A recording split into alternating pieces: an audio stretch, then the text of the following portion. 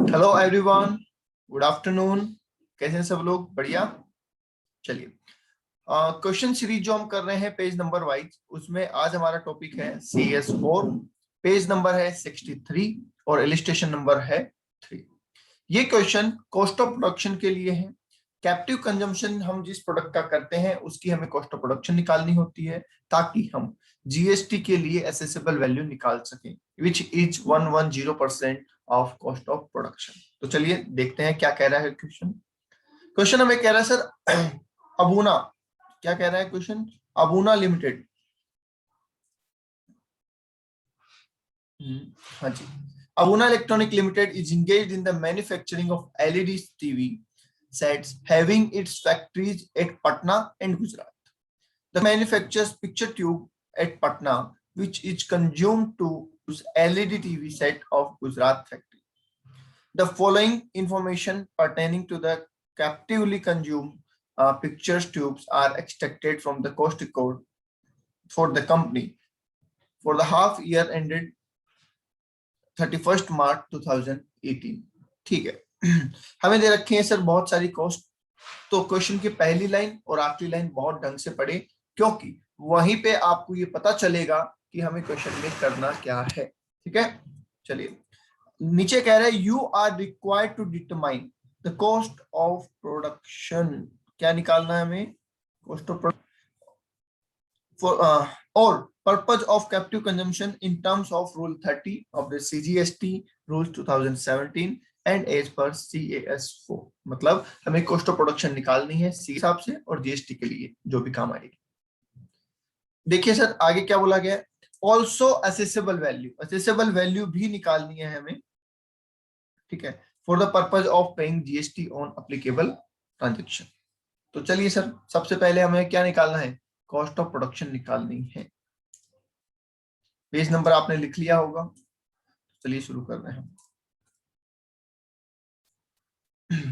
सबसे पहले heading, heading लिख देना आप हर क्वेश्चन में, calculation of cost of production. ठीक है, calculation of cost of production.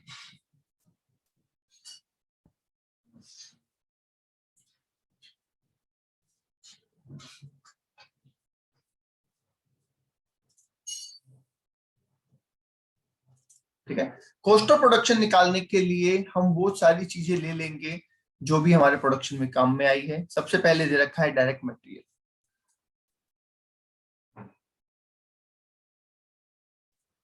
मैंने कल भी आपको कहा था कि शॉर्ट फॉर्म ना लिखें, डीएम ना लिखें, पूरा नाम लिखें, ज्यादा बेटर रहेगा। नेक्स्ट आ जाइए direct wages and salary, direct wages and salaries, direct wages and salary. कितना है सर? 357, तो 357। नेक्स्ट दे रखा है सर डायरेक्ट एक्सपेंसेज, तो लिख देते हैं हम डायरेक्ट एक्सपेंसेज। कितने दे रखे हैं डायरेक्ट एक्सपेंसेस? 80। ओके, नेक्स्ट दे रखा है इनडायरेक्ट मटेरियल, लेते हैं क्या? यस बिल्कुल लेते हैं। इनडायरेक्ट मटेरियल हर वो चीज जो प्रोडक्शन में काम आती है हम लेते हैं, और इनडायरेक्ट मटेरियल हो जाएगा हमारा 70 का। नेक्स्ट देख लेते हैं क्या है, फैक्ट्री ओवरहेड। फैक्ट्री ओवरहेड लेते हैं सर, बिल्कुल लेते हैं, फैक्ट्री ओवरहेड। ठीक है, कितना दे रखा है सर फैक्ट्री ओवरहेड? 320 का दे रखा है सर, तो ये लीजिए 320। ओके, नेक्स्ट दे रखा है एडमिनिस्ट्रेटिव ओवरहेड। देखिए एडमिनिस्ट्रेटिव ओवरहेड जो है, लास्ट क्वेश्चन में भी हमने डिस्कस किया था कि एडमिनिस्ट्रेटिव ओवरहेड जो होते हैं वो दोनों चीज से रिलेटेड हो सकते हैं, प्रोडक्शन से रिलेटेड भी हो सकते हैं और नॉन प्रोडक्टिव एक्टिविटी के लिए भी हो सकते हैं। तो हमें सिर्फ उतना ही लेना होता है जितना प्रोडक्शन से रिलेटेड है। कितना है? 20% related to the production activity, तो हमें इसका 20% ही लेना है। तो 640 इंटू 20%, विच विल बी 128। कितना हो जाएगा? 128 हो जाएगा। नेक्स्ट लिखा है सर क्वालिटी कंट्रोल कॉस्ट, लेते हैं, बिल्कुल लेते हैं। क्वालिटी कंट्रोल कॉस्ट कितना दे रखा है सर? क्वालिटी कंट्रोल कॉस्ट 100, ये लीजिए 100 रुपीज ले लेते हैं। ओके, आगे चलते हैं। आगे दे रखा है sir research and development cost.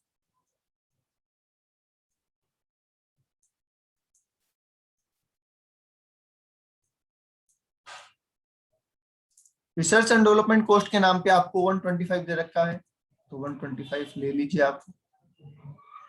Okay, ठीक है।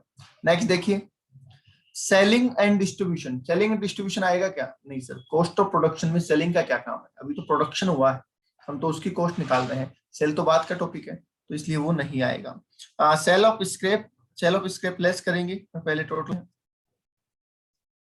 ठीक है, सेल ऑफ स्क्रैप जरूर लेस करेंगे और टोटल कर देते हैं। मैंने आपको कहा हर क्वेश्चन में आप टोटल खुद अपने हाथ से करेंगे, इस बात का ध्यान रखें। 950 प्लस 357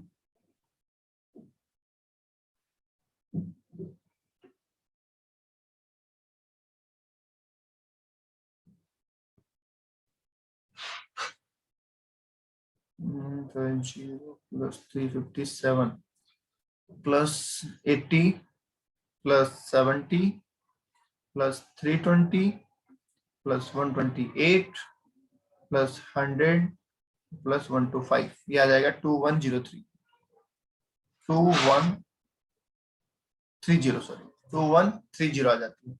लेस कर देते हैं हम इसमें से sale of scrap, sale of scrap तो ये दे रखा है 130, तो अपनी कॉस्ट ऑफ प्रोडक्शन बच जाती है कितनी?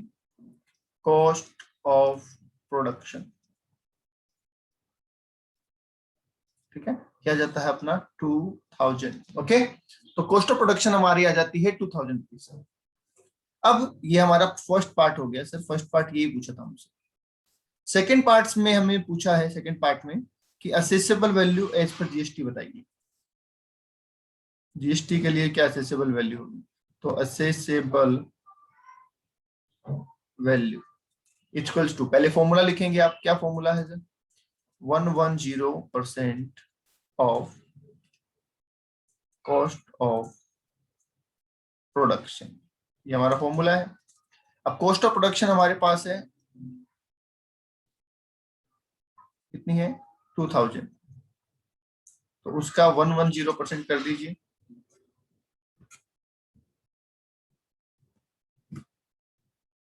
उसका 110% कर दीजिए, तो ये आ जाएगा 2200। दैट्स इट, ये हो गई हमारी assessable value as per GST. I hope clear होगा ये। चलिए आज के लिए इतना ही, थैंक यू। अगर कोई आ गया हो, अच्छा लगा हो, लाइक कर देना, शेयर कर देना और चैनल को सब्सक्राइब कर लेना ताकि आपको आगे वाले वीडियो मिल जाए। इसके बाद में डायरेक्ट टैक्स का भी ऐसा एक चीज हूं, तो उसके लिए भी आपके लिए फायदेमंद हो जाएगा। Thank you.